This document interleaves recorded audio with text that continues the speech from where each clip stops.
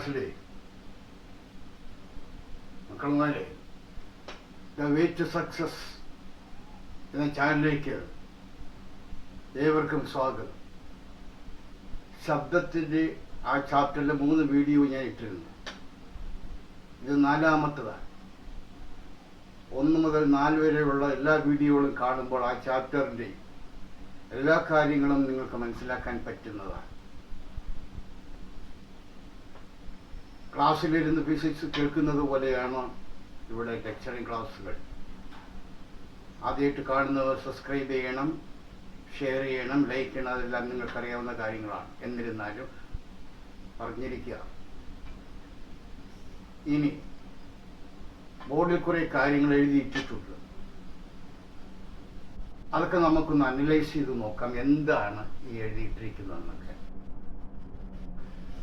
Page number 16 അനുപ്രസ്ഥ തരംഗവും അനുദൈർഘ്യ തരംഗവും താരതമ്യം ചെയ്യാനായിട്ട് കുറേ സ്റ്റേറ്റ്മെന്റുകൾ, വാചകങ്ങൾ തരും. അത് തരം തിരിച്ചെഴുതണം. 100% നമുക്ക് പ്രതീക്ഷിക്കാവുന്ന ഒരു ചോദ്യമാണത്. ഉദാഹരണമായിട്ട്, ശൃംഖങ്ങളും ഗർത്തങ്ങളും ഉണ്ടാകുന്നു എന്ന് പറയുമ്പോൾ അത് ഏത് തരംഗത്തിൽ വരും? അനുപ്രസ്ഥ തരംഗത്തിൽ വരും. ക്രസ്റ്റും ട്രഫും.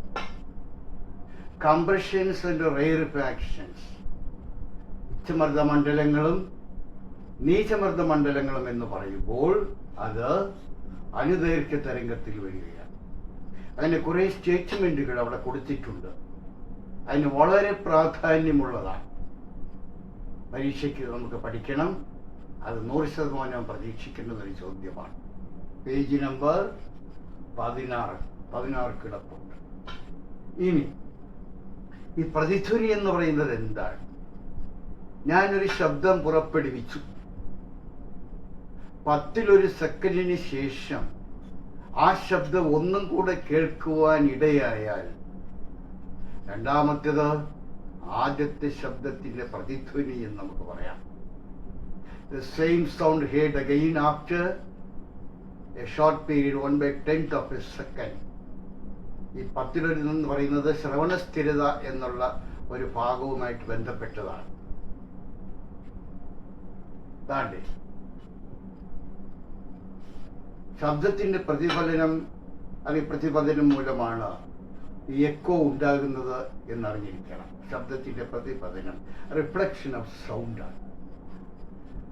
അങ്ങനെ പ്രതിധ്വനി ഉണ്ടാകണമെങ്കിൽ ശബ്ദം പുറപ്പെടുവിക്കുന്ന ഒരു വസ്തു വേണം. എവിടെയെങ്കിലും ചെന്ന് തട്ടിയിട്ട് തിരിച്ചു വരണ ഒരു ഒബ്സ്റ്റിക്കിൾ, തടസ്സവും വേണം. തടസ്സത്തിൽ തട്ടി തിരിച്ചു വരണ്ടേ? അപ്പൊ ശബ്ദ സ്രോതസ്സിൽ നിന്ന് ആ തടസ്സത്തിലേക്ക് കുറഞ്ഞത് എത്ര ദൂരം ഉണ്ടാകണം പ്രതിധ്വനി നമുക്ക് കേൾക്കണമെങ്കിൽ? അത് കണക്ക് കൂട്ടാൻ പറഞ്ഞാൽ എങ്ങനെ കണക്ക് കൂട്ടും? ദാണ്ടെ 1 സെക്കൻഡ് കൊണ്ട് ശബ്ദം സഞ്ചരിക്കുന്ന ദൂരം, അതിന്റെ വേഗതയാണ്. അത് 350 മീറ്ററാണ്. ചിലപ്പോൾ 340 വെച്ചും തരാം. ഇനി 10 സെക്കൻഡ് സമയം കൊണ്ട് സഞ്ചരിച്ച ദൂരം 350/10 35 മീറ്റർ. ആ ശബ്ദം അങ്ങോട്ടും പോകണം, തിരിച്ചിങ്ങോട്ടും വരണം. ആ 2 ദൂരം സെയിം ആയിരിക്കും. അതാണ് ഞാൻ ഇവിടെ പറഞ്ഞിരിക്കുന്നത്. അതായത് 2D ആണ് 35 എങ്കിൽ പിന്നെ D എന്ന് പറയുന്നത് 35/2 17.5 മീറ്റർ. അതാണ് ശബ്ദ സ്രോതസ്സിൽ നിന്ന് ആ തടസ്സത്തിലേക്കുള്ള കുറഞ്ഞ ദൂരം കണ്ടുപിടിക്കാൻ പറഞ്ഞാൽ ഇങ്ങനെ ചെയ്തു പഠിക്കണം. ഇതുമായിട്ട് ബന്ധപ്പെട്ട വേറെ കണക്കുകളൊക്കെ ഉണ്ട്. ഇനി ശബ്ദം തുടർച്ചയായി പ്രതിഫലിക്കുന്നതാണ് അനുരണനം, the multiple reflection of sound. ശബ്ദത്തിന്റെ തുടർച്ചയായ പ്രതിപതനമാണ് ഈ അനുരണനം എന്ന് പറയുന്നത്. അങ്ങനെ തുടർച്ചയായി പ്രതിഫലിച്ചാൽ വിശാലമായ ഹാളുകളിലൊക്കെ ആ ശബ്ദത്തിന്റെ നാച്ചുറൽ എഫക്റ്റ്, സ്വാഭാവികമായ ആ അനുഭൂതി നമുക്ക് നഷ്ടപ്പെടും കേട്ടോ. ഇനി നോക്കി, അനുരണനം പേജ് നമ്പർ 23 കിടപ്പുണ്ട്. അനുരണനം കുറയ്ക്കുവാൻ വിശാലമായ ഹാളുകളിലും ഓഡിറ്റോറിയങ്ങളിലുമൊക്കെ നമ്മൾ സ്വീകരിക്കുന്ന ഒരു മാർഗമുണ്ട്. ഒന്ന് രണ്ട് മാർഗങ്ങളുണ്ട്. അത് പ്രത്യേകമായ ഒരു ശാസ്ത്രശാഖയാണ് അക്കസ്റ്റിക്സ് ഓഫ് ബിൽഡിംഗ് എന്ന് പറയുന്ന ഒരു പ്രത്യേക ശാഖയുണ്ട്. അത് വിശദീകരിച്ച് നമുക്കിപ്പോൾ പഠിക്കേണ്ട, നേരത്തേക്ക് ഉണ്ടായിരുന്നു. നോക്കാം. അനുരണനം കുറയ്ക്കുവാൻ സ്വീകരിക്കാവുന്ന മാർഗങ്ങൾ: ഒന്ന്, make the surface of the wall rough. അനുരണൻ English reverberation. Make the surface of the wall rough. പ്രതലം പരിപരുത്തതാക്കി മാറ്റണം. തറയിൽ കാർപ്പറ്റ് വിരിക്കാം. മടക്കുകളോടുകൂടി ഫോൾഡഡ് കർട്ടൻസ് ഉപയോഗിക്കാം. മേൽക്കൂര, make the roof of the building in the form of arch രൂപത്തിൽ മേൽക്കൂരയൊക്കെ നിർമ്മിക്കാം. അത് 2 എണ്ണമെങ്കിലും ഓർത്ത് വെച്ചേക്കണം. 2 എണ്ണം ഓർത്ത് വെച്ചിരുന്നാൽ മതി. അത് കഴിയുമ്പോൾ നമുക്ക് എല്ലാ ശബ്ദവും കേൾക്കാൻ പറ്റുമോ? ഇല്ല. കേൾക്കാൻ കഴിയുന്നതിനൊരു പരിധിയുണ്ട്. 20 ഹെർട്സിനും 20,000 ഹെർട്സിനും 20 കിലോ ഹെർട്സ്. ഇതിൻ്റെ ഇടയിൽ ആവർത്തിയുള്ള ശബ്ദം മാത്രമേ മനുഷ്യന് കേൾക്കാൻ കഴിയൂ. അതാണ് limit of audibility. The frequency ranging from 20 Hz to 20,000 Hz is audible to human beings. That is limit of audibility എന്ന് നമുക്ക് പറയാം. 20 ഹെർട്സിന് താഴെയുള്ളതിനെ ഇൻഫ്രാസോണിക് തരംഗങ്ങൾ എന്ന് പറയാം. 20 ഹെർട്സിന് താഴെയുള്ളത് സുനാമിയും അതുപോലെ തന്നെ ഭൂകമ്പ തരംഗങ്ങളൊക്കെ ഈ ഇൻഫ്രാസോണിക് തരംഗങ്ങളാണ്. നിർവചിച്ചിട്ടുണ്ട്. ഇനി 20 കിലോ ഹെർട്സിന് മുകളിൽ അൾട്രാസോണിക് തരംഗം എന്ന് പറയാം. അത് എല്ലാ ഇലക്ട്രോ മാഗ്നറ്റിക് വേവ്സും അൾട്രാസോണിക് തരംഗങ്ങളാണ്. എന്ന് പറഞ്ഞാൽ 20 കിലോ ഹെർട്സിന് മുകളിലുള്ളതാണ് TV സിഗ്നൽ, റഡാർ തരംഗങ്ങൾ, നമ്മളെ മൊബൈലിൻ്റെ തരംഗങ്ങളൊക്കെ അൾട്രാസോണിക് തരംഗങ്ങളാണ്. ഈ അൾട്രാസോണിക് തരംഗം പ്രയോജനപ്പെടുത്തി നായ്ക്കളെ വിളിക്കുന്ന ഒരു ഉപകരണമാണ് ഗാൾട്ടൺ വിസിൽ. എന്ത് പറയും? Galton whistle. ഓർത്ത് വെച്ചേക്കണം. Galton whistle. അത് ഞാൻ ഇവിടെ എഴുതിയിട്ടിട്ടില്ല. അൾട്രാസോണിക് തരംഗം പ്രയോജനപ്പെടുത്തി നായ്ക്കളെ വിളിക്കുന്ന ഒരു ഉപകരണമാണ് ഗാൾട്ടൺ വിസിൽ.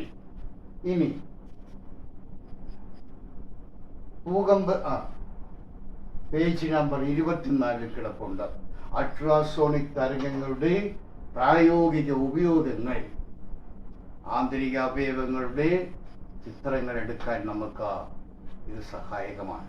തമ്മിൽ കലരാത്ത പെയിന്റുകൾ കൂട്ടിക്കലർത്താൻ ഇത് അൾട്രാസോണിക് തരംഗം വേണം. അതുപോലെ തന്നെ ഇറഗുലർ ഷേപ്പിലുള്ള, സ്പൈറൽ ഷേപ്പിലുള്ള കുഴലുകളുടെ അകം വൃത്തിയാക്കുന്നതിന് ഇതൊക്കെ പ്രയോജനപ്പെടുത്തുന്നു. പേജ് നമ്പർ 24 കിടപ്പുണ്ട്. Page number 24. 3-4 എണ്ണം കിടപ്പുണ്ട്. 2 എണ്ണമെങ്കിലും പഠിച്ചുകൊണ്ട് പോകണം. ഇനി ഭൂകമ്പ തരംഗം അളക്കുന്ന ഉപകരണമാണ് സീസ്മോഗ്രാഫ്. അത് അളക്കുന്ന യൂണിറ്റാണ് റിക്ടർ സ്കെയിൽ എന്ന് പറയുന്നത്. ഇനി സോണാർ എന്ന് പറയുന്നതോ അൾട്രാസോണിക് തരംഗം പ്രയോജനപ്പെടുത്തി സമുദ്രത്തിൻ്റെ ആഴം മനസ്സിലാക്കുന്ന ഒരു ഉപകരണമാണ് സോണാർ എന്നുള്ളത്. അതും അൾട്രാസോണിക് തരംഗം പ്രയോജനപ്പെടുത്തുന്ന ഉപകരണമാണ്. ഇനി അതാണ്ട് സോണാർ അൾട്രാസോണിക് തരംഗം പ്രയോജനപ്പെടുത്തി സമുദ്രത്തിൻ്റെ ആഴം മനസ്സിലാക്കുന്ന ഉപകരണമാണ് സോണാർ. ഇത്രയും കാര്യങ്ങളാണ് ഈ വീഡിയോയിൽ ഞാൻ പറഞ്ഞിരിക്കുന്നത്. പരീക്ഷയാകുമ്പോൾ കുറേ പ്രോബ്ലംസ്, ഈ ചാപ്റ്റർ ചെയ്യുന്ന കുറേ പ്രോബ്ലംസ് നമുക്ക് വർക്കൗട്ട് ചെയ്യാം. ഈ 4 വീഡിയോയും നിങ്ങൾ കാണണം. 1 by 1 ആയിട്ട് കാണുമ്പോൾ ഈ ചാപ്റ്ററിൻ്റെ എല്ലാ കാര്യങ്ങളും നിങ്ങൾക്ക് മനസ്സിലാക്കാം. ഇനി അടുത്ത വീഡിയോ എന്ന് പറയുന്നത് 2nd ചാപ്റ്ററിന് ബേസ് ചെയ്തായിരിക്കും. ഓക്കെ, ആദ്യമായിട്ട് കാണുന്നത് സബ്സ്ക്രൈബ് ചെയ്യണം. അതെല്ലാം നിങ്ങൾക്കറിയാവുന്ന കാര്യങ്ങളാണ്. Okay, see you in the next. Bye bye.